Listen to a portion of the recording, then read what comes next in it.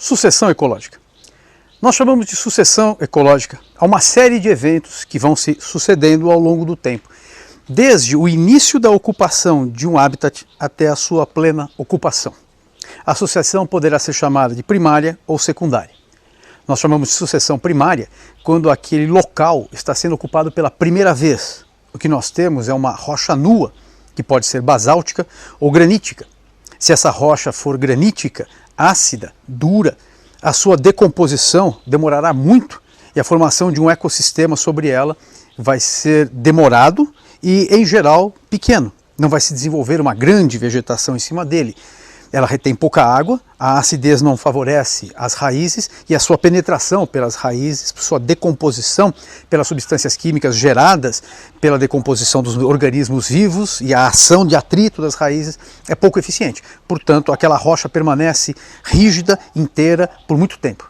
O Pão de Açúcar, por exemplo, é uma rocha granítica que já vem sendo ocupada ao longo de milhares, milhões de anos e continua como está. Por outro lado, se essa rocha for basalto, oriunda de erupções vulcânicas, a sucessão é muito mais rápida. O basalto é alcalino, mais fácil de favorecer o desenvolvimento de plantas, ele é mais friável, mas de decomposição mais rápida e sua ocupação, portanto, é bastante acelerada. É comum vermos vulcões que entram em erupção e aquele magma basáltico passa a ser ocupado muito rapidamente e em questão de anos você já tem uma vegetação densa crescendo em cima e em questão às vezes de décadas, um século, dois, você já tem a plena ocupação daquela rocha.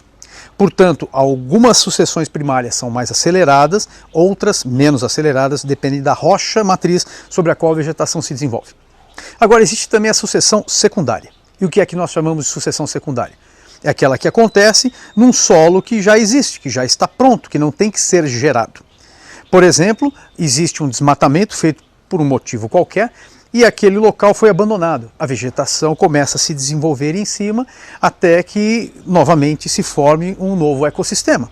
Às vezes o que nós temos é um lago, que é uma região onde as águas fluem mais lentamente, que pouco a pouco vai sendo assoreado pelo rio, que vem trazendo sedimentos, até que aquele lago aberto vai sendo assoreado, vai reduzindo o seu calado, até o momento que o que era um lago se torna novamente um rio, e as suas margens, agora planificadas, vão sendo ocupadas por uma vegetação de início aquática terrestre, e secundariamente por vegetações menos adaptadas ao solo úmido, já que começa a secar, até o momento em que aquele solo está agora apenas úmido, não mais encharcado, e começa a crescer uma vegetação nova, totalmente diferente daquela inicial.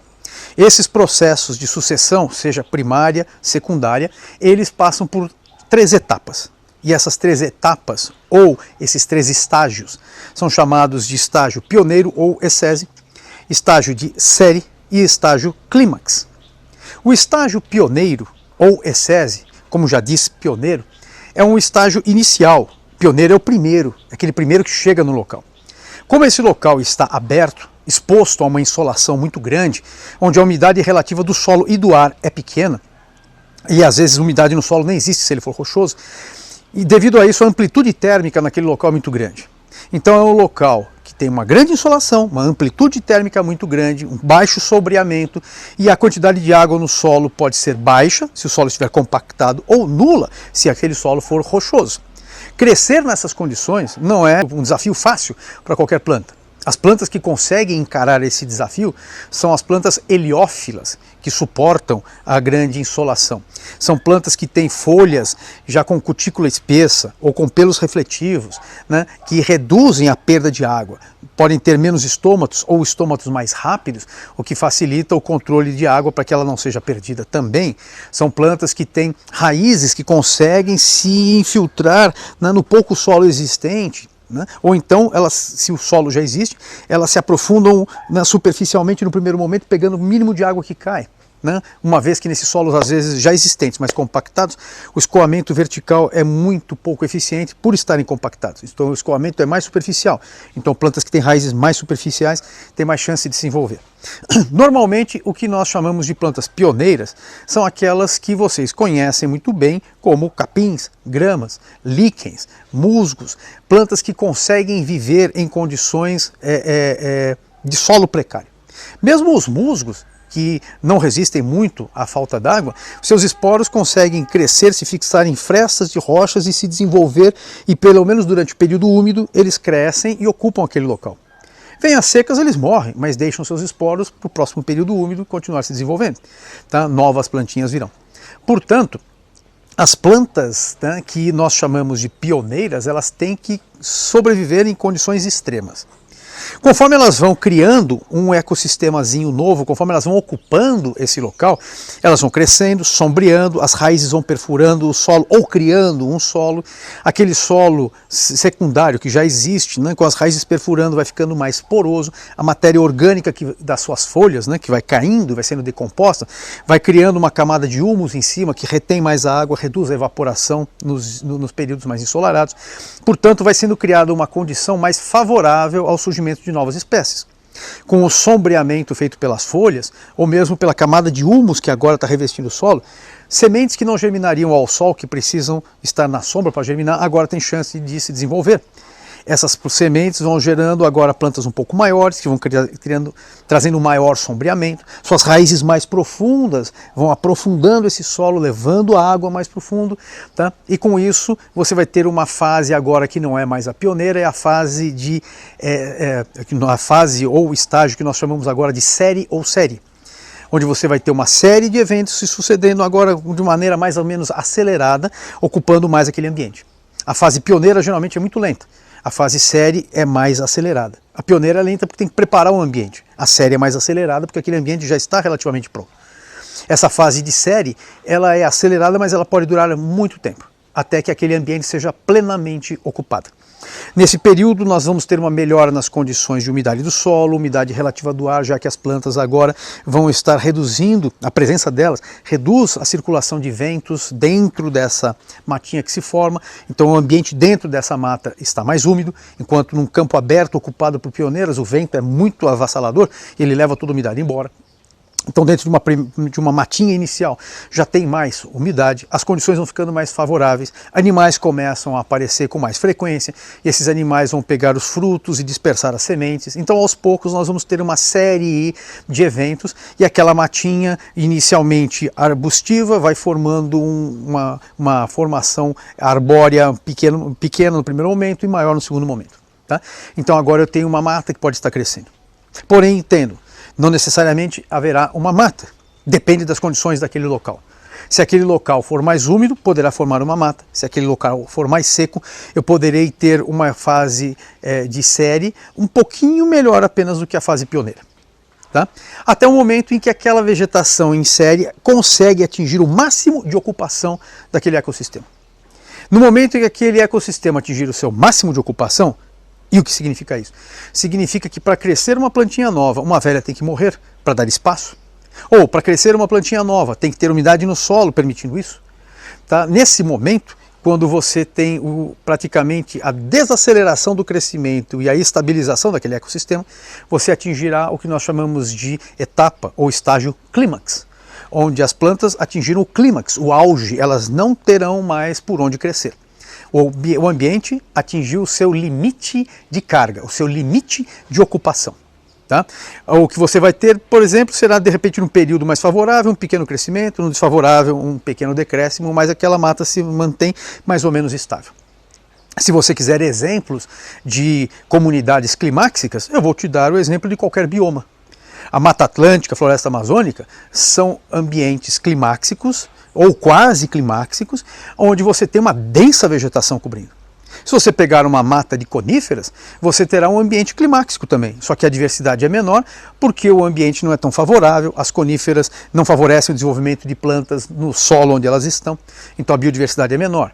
Se você pegar um cerrado, a biodiversidade é grande, mas a formação arbórea é pequena, uma vez que os solos do cerrado não favorecem o desenvolvimento das plantas, eles têm poucos nutrientes e são ácidos. Há chuva no cerrado, as pessoas acham que não. A sazonalidade é bem marcada. Chove muito numa época do ano, chove pouco na outra. Mas mesmo na época seca, o solo, que é profundo, contém água. Mas esse solo não tem muitos nutrientes, é ácido, o que não favorece o desenvolvimento de uma grande floresta. Em alguns pontos o cerrado pode ser mais fechado, em outros pontos ele é mais aberto. Se você pegar uma caatinga, ela também é um clímax. Só que na Caatinga eu tenho uma formação arbórea muito restrita, formações arbustivas pequenas e predomínio aí de cactáceas e capins também, só que com um distanciamento maior entre eles. O solo da Caatinga é um elemento muito limitante. Ele é pouco profundo, retém pouca água, tá? É muito rochoso em alguns pontos. E o maior fator limitante da Caatinga é que a sua sazonalidade é quebrada por períodos muito longos de seca e, portanto, falta água e a vegetação não consegue se desenvolver muito. No período chuvoso, a Caatinga cresce mais, no período mais seco, a Caatinga retrocede. Portanto, qualquer bioma que você conheça, o Pantanal Mato-Grossense também, os Pampas, né? Todos os biomas, mata de cocais, são clímax ou estão em fase série para clímax. Portanto, nem sempre um clímax levará, né, suportará uma grande floresta. Muitas vezes o clímax é um pequeno deserto. No deserto do Atacama, por exemplo, o clímax dele é uma ou outra plantinha rasteira aqui e ali. É o máximo que ele suporta. Aquilo é o clímax de um deserto. Entendido? Portanto, sucessão primária é quando o local é ocupado pela primeira vez. Secundária é quando ele já havia sido ocupado e passa a ser ocupado por uma segunda vez e pode originar um ecossistema diferente do primeiro. A sucessão é dividida em etapas. Etapa pioneira ou ecese, etapa série e etapa clímax. Nas primeiras fases você terá um ambiente mais agressivo e na última fase um ambiente mais confortável para o desenvolvimento de plantas e dos seres vivos em geral. Está certo? Agora, para concluirmos o assunto, eu falei em alguns momentos em produtividade. E o que é que nós chamamos de produtividade? Bom, as plantas são produtores, os produtores fazem fotossíntese e ao fazerem fotossíntese produzem o seu alimento. Produtividade, portanto, é a produção de matéria orgânica pelas plantas. Só que a produtividade pode ser dividida em produtividade bruta e produtividade líquida. O que é que nós chamamos de produtividade bruta? A produtividade bruta é o total de matéria orgânica que foi fixada por aquela planta ao longo de um determinado período, dia, mês ou ano, em que aquela planta ou aquele ecossistema se desenvolveu. Produtividade bruta, portanto, é o total de matéria orgânica fixada. Eu prefiro falar em ano e não em dia, porque os dias variam. Enquanto que no ano você vai ter a média de todas as 4 estações do ano, então você vai ter o quanto aquela floresta, por exemplo, fixou de matéria orgânica naquele período de um ano. Portanto, a produtividade é o total de matéria orgânica fixada, que pode ser registrada pela fixação de carbono do ar ou pela emissão de oxigênio para a atmosfera, por exemplo. Agora, a planta, ela tem o seu metabolismo, e o metabolismo consome energia, consome matéria orgânica. Portanto, ao longo daquele ano, a planta não apenas fixou matéria orgânica, ela também perdeu matéria orgânica nos seus processos metabólicos. Ela, por exemplo, respirou e queimou matéria orgânica. Ela perdeu folhas, perdeu galhos, que foram decompostos do solo. Tá? Então, aquela planta, ela tem um custo de vida.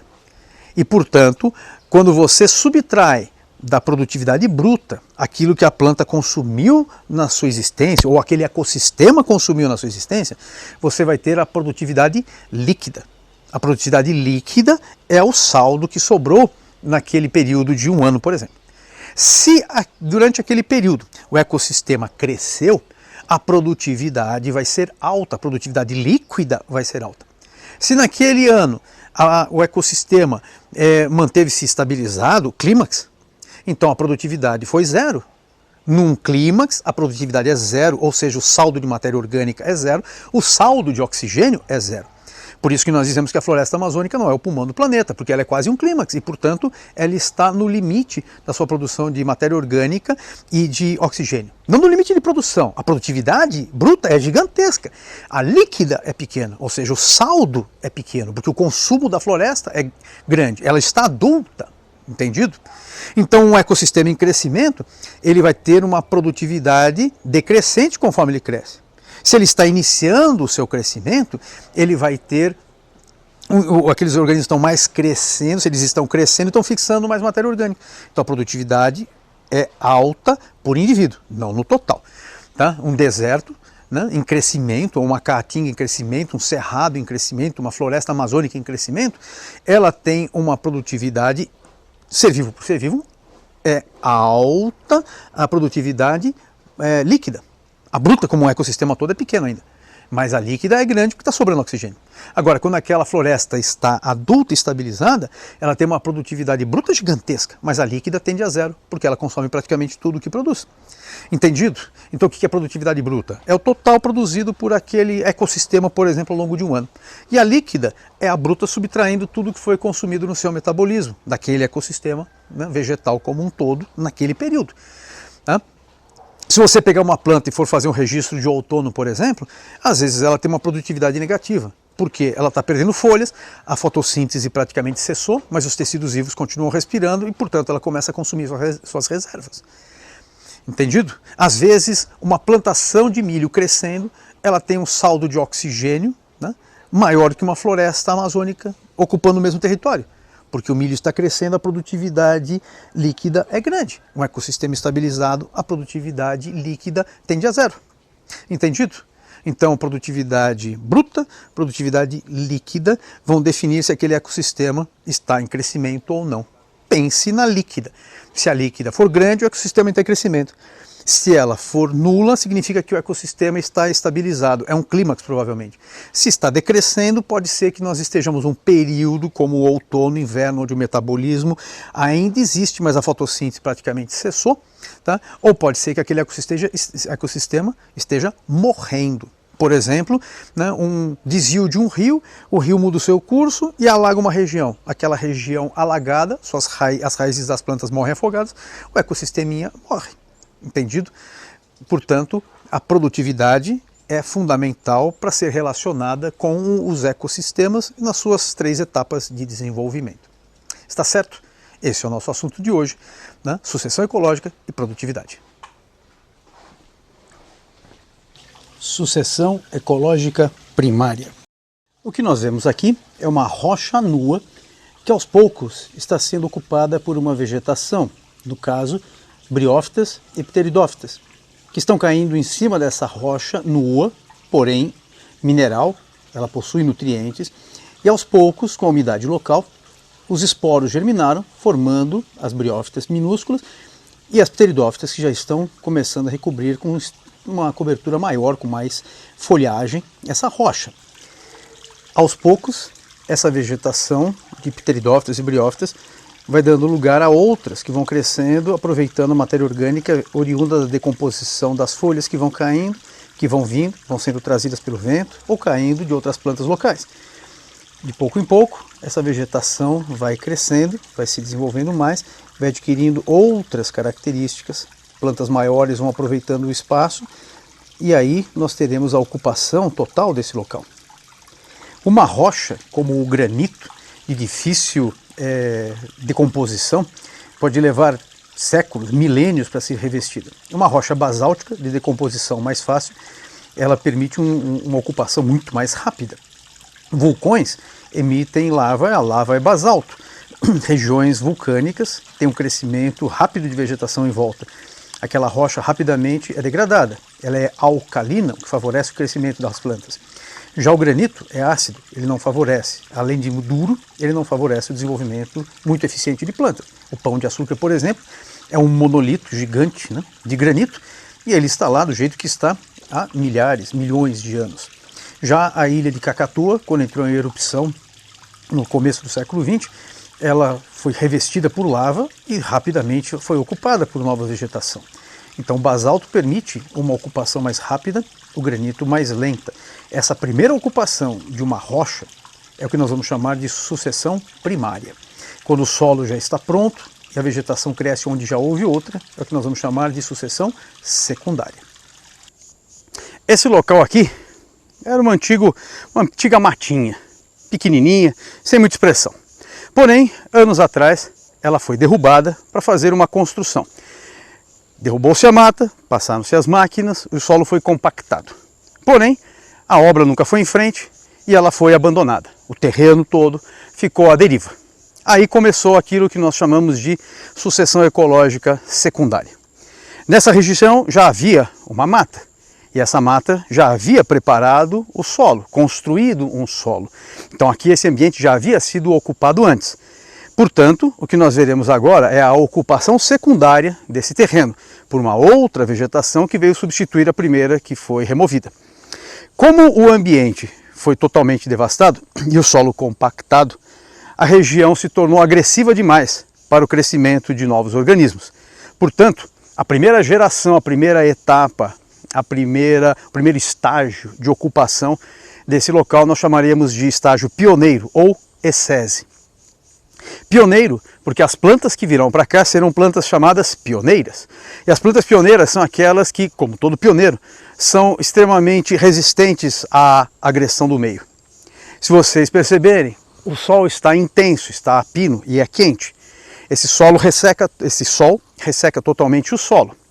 Os ventos, quando aqui eles sopram, são mais intensos do que dentro de uma floresta. Quando a chuva cai, a água tem dificuldade para penetrar no solo, porque ele foi compactado. A consequência disso é que nós temos um ambiente cujo solo é pouco irrigado. O ambiente é muito ensolarado e ventoso. Os dias são muito quentes e as noites são frias, porque não se tem retenção de água que retém calor no meio. Portanto, é um ambiente muito agressivo. Poucas são as espécies vegetais que conseguem se desenvolver nessas condições. Dentre elas, a mais comum, a mais abundante, são as gramíneas, as gramas, os capins. Essas plantas, elas já têm as suas características que lhes garantem uma maior resistência ao meio. Suas folhas possuem pelos que refletem o excesso de luz. Muitas produzem uma camada bem espessa de cutina, revestindo, e outras gordura mesmo, que retém ou dificulta a perda de água. Seus estômatos estão distribuídos não só na face inferior, mas também na face superior, porque a iluminação pode vir ora de um lado, ora do outro, e as folhas verticais vão desenvolver estômatos bastante abundantes dos dois lados. Nessas condições, a vegetação que cresce aqui tem que ter condições de resistir a essa insolação extrema, a essa alteração muito grande, a essa amplitude térmica muito grande que vai vir ao longo do dia, e este solo que retém pouca água. As primeiras plantas, portanto, serão as pioneiras. Aos poucos, elas vão preparando o solo. Aquele solo vai ser percorrido, perfurado, penetrado por raízes que vão torná-lo mais fofo e com maior capacidade de retenção de água. Nessas condições, elas prepararão esse ambiente para que outras plantas venham. Elas vão criar uma pequena sombra, nesta pequena sombra outras sementes poderão germinar. As plantas que crescem bem no sol são chamadas de heliófilas, afinidade pelo sol. As que precisam de sombra para germinar e se desenvolver são chamadas de umbrófilas, têm afinidade pela sombra. Nesse ambiente, o que predomina são plantas heliófilas. Porém, com o tempo, elas vão se desenvolvendo e vão criando um ambiente mais sombreado, um solo mais poroso, retendo mais água. Suas folhas entrarão em decomposição e esse solo vai começar agora a ter uma matéria orgânica se desenvolvendo em cima. Essa matéria orgânica morta vai formar uma capa que vai dificultar a perda de água e devolver para o solo os minerais que foram retirados do trecho mais profundo. Então vai haver uma transferência também de minerais da parte mais profunda para a parte mais superficial, possibilitando o desenvolvimento de outras plantas. Aos poucos vai ser criada uma condição para que novas plantas se desenvolvam, já não tão resistentes quanto as pioneiras, mais sensíveis, mas que formarão um extrato arbóreo um pouquinho maior. No primeiro momento, o que eu tenho é só um extrato herbáceo. Elas vão formar agora uma segunda etapa, com um pequeno extrato arbóreo que aos poucos vai crescendo. Essa segunda etapa pode ser vista um pouco mais além, onde já temos algumas árvores se desenvolvendo. Ou mesmo aqui ao lado, onde já podemos perceber, né, aqui o crescimento de plantas com uma estrutura um pouco maior. Tá? Essas plantas que foram substituindo as primeiras, que são as gramíneas, tá? Essas plantas elas vão aqui gerar uma segunda etapa de desenvolvimento e ocupação. Essa segunda etapa se chamará etapa ou estágio série, ou série.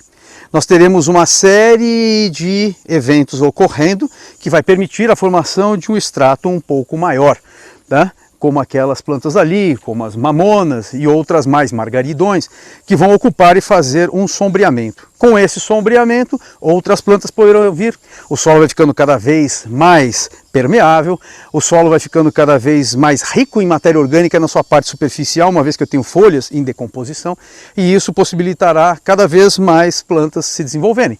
Plantas que não teriam condições de se desenvolver no primeiro momento, vão se desenvolver no segundo momento. Se nós observarmos um pouco mais, perceberemos lá atrás uma coleção de árvores já se formando. O número de estratos, de camadas arbóreas está aumentando. Essa fase eu poderia chamar de uma fase de série avançada, ou no momento em que não houver mais espaço para que ninguém se desenvolva e eu já tiver um extrato arbóreo bem desenvolvido, com várias camadas, aí sim eu já terei a ocupação final desse ecossistema. Essa etapa final eu chamarei de etapa clímax, ou etapa climáxica, ou estágio clímax. Nesse momento, a vegetação atingiu seu auge de ocupação, o clímax. Não há mais por onde crescer nada. Por quê? Porque as plantas altas fazem sombra, que impossibilitam, inviabilizam o crescimento das plantas dos estratos mais abaixo, já que a luz não chega abaixo. Para que uma planta nova cresça, uma planta velha deverá morrer ou perder seus galhos e folhas, abrindo clareiras para que o fundo, o solo, seja iluminado. Aí sim você terá a possibilidade que novas sementes germinem. Em algumas condições, como na floresta amazônica, que é uma vegetação que está próxima ao clímax, você tem uma obstrução à germinação das sementes tão grande que você tem uma média de uma semente germinando para cada 4 milhões que caem no solo. Ou seja, a competição é extrema. Mas mesmo a mata, a floresta amazônica, ainda não é clímax. Quando nós atingirmos uma etapa de clímax, um estágio climáxico, a vegetação terá ocupado de tal forma aquele ambiente que não haverá mais como ninguém mais crescer. Aí sim eu terei aquela fase onde para uma crescer eu tenho que outra morra. Enquanto houver crescimento, nós estaremos quase no topo do clímax, mas não no clímax. Na etapa climáxica, a produtividade daquele ecossistema é zero. Ou seja, tudo aquilo que a planta produz na sua fotossíntese, ao longo daquele ano, ela consome no seu metabolismo dentro daquele ano. Ou seja, não haverá saldo de matéria orgânica para aquela vegetação.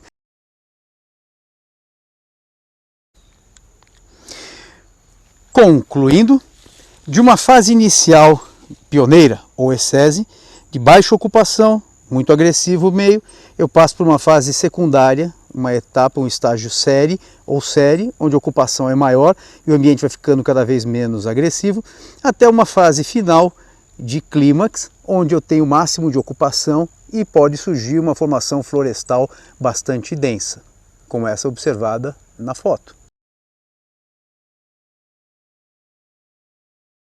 Aqui eu tenho uma mancha de Mata Atlântica, mas ela própria é de ocupação secundária. É uma região que já foi desmatada e a vegetação cresceu e ocupou.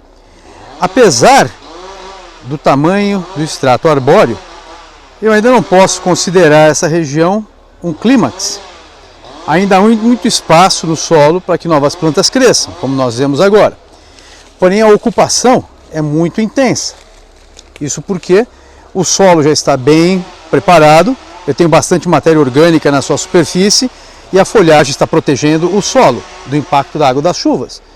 Olhando, nós temos a impressão de estarmos numa comunidade climáxica. Dá a impressão que essa vegetação já atingiu o clímax, mas ainda não. Há espaço para crescer. Então nós estamos próximo do clímax, mas ainda não é um estágio climáxico. Vocês devem estar ouvindo ao fundo o som de máquinas funcionando. São motosserras. Essa primeira etapa aqui, esse primeiro trecho, ainda é um resto de Mata Atlântica e a vegetação é garantida por lei, ela é permitida, quer dizer, ela é protegida pela lei. No trecho a seguir, o que nós temos é uma plantação de pinos e eucaliptos. E o que nós temos lá é uma vegetação não nativa. Ela está sendo derrubada para a construção de, provavelmente, um novo condomínio. Então o que se pode escutar é o barulho da motosserra funcionando e o barulho das árvores caindo. Aquele trecho de lá é uma mata de pinheiros misturado com eucalipto, mas principalmente uma mata de pinheiros. E nós vamos ver como é a diversidade naquela região. Alguns metros apenas, é o mesmo local, alguns metros a mais à frente, 15, 20 metros mais à frente. E vocês verão a diferença da ocupação vegetal, para ter uma noção do que é uma floresta tropical úmida, o que é uma mata de angiospermas e o que é uma floresta de pinheiros, de coníferas, ou seja, de gimnospermas. Vamos caminhando dentro dessa mata e vocês perceberão que todo o trajeto é complicado. Há trepadeiras, há plantas rasteiras, há teias de aranhas espalhadas por todo o local E, portanto, todo deslocamento é um pouco mais dificultado. E, portanto, se eu cair, não será apenas por acaso, né? Nós já sabemos que isso pode acontecer, né? Veja só como essa mata é fechada. Avançando um pouco mais, nós vamos perceber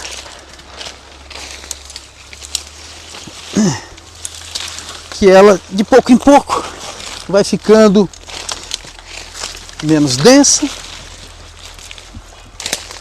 a cobertura vai ficando diferenciada e talvez vocês já possam perceber algumas gimnospermas crescendo ao fundo.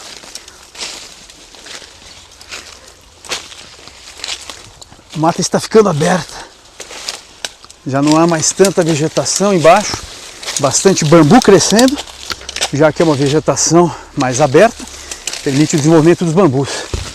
Aqui nós já estamos vendo o desmatamento autorizado, né, permitido, mas eu faço questão de fazer essa última filmagem, né, nessa matinha de pinheiros, tá, porque em breve ela não existirá mais.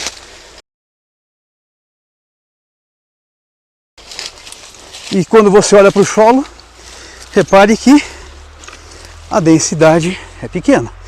Não seguirei em frente, porque agora aqui nós temos uma cerca impedindo a passagem, mas é possível ver a cobertura vegetal e perceber como nós temos espaços abertos numa floresta de pinheiro.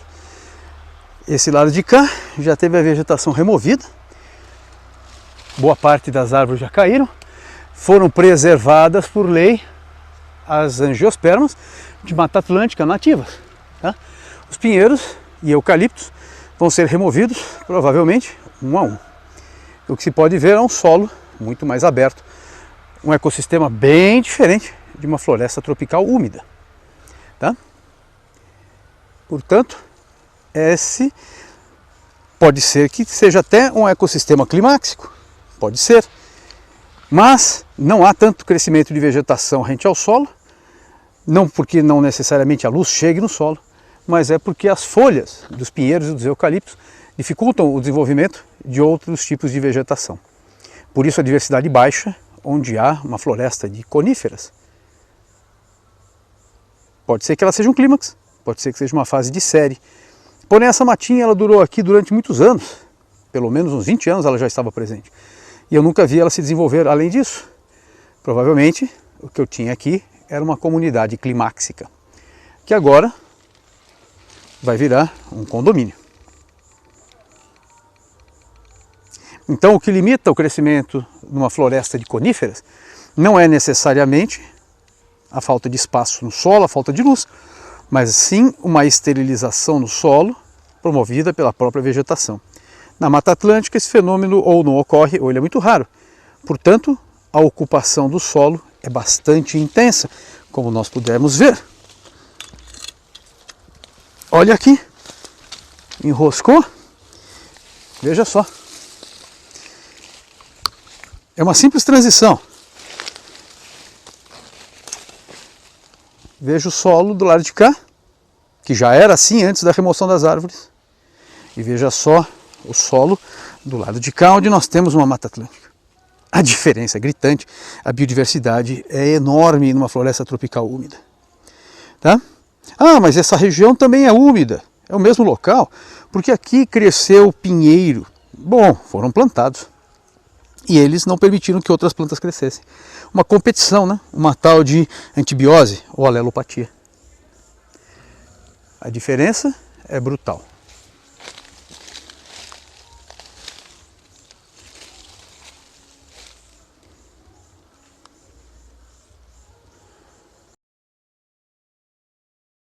O cerrado também pode ser um clímax. Se ele estiver com sua máxima ocupação, ele também será um clímax. Ele poderá ser fechado, como nós vemos aqui, com uma cobertura mais densa, ou também o cerrado poderá ser mais aberto, que é o que nós mais costumamos ver e chamar de cerrado. Porém, o cerrado que nós conhecemos normalmente é um campo aberto, formado principalmente por gramíneas. Aqui nós temos uma fase meio de transição, onde temos um cerradinho com um cerrado mais fechado nas suas bordas. Mas tudo isso daqui é considerado um cerrado. Se a ocupação máxima tiver sido ocupada, um clímax.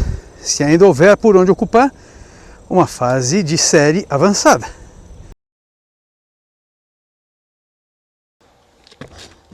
Num deserto, o principal fator limitante para o seu crescimento é a falta d'água. Mas o solo arenoso, pedregoso, não muito eficiente na retenção de água, também favorece. Quando nós passamos por um deserto, nós estamos vendo uma vegetação climáxica, mesmo sendo apenas isso, limitando-se a uma cobertura vegetal mínima. Isso é um clímax no deserto. Não há mais por onde crescer, porque não há mais como crescer. Essa vegetação toda é limitada pela falta d'água e por um solo que não tem muita eficiência na retenção da água. A vegetação pode ser simpática, pode ser bonita, mas é muito pouco desenvolvida.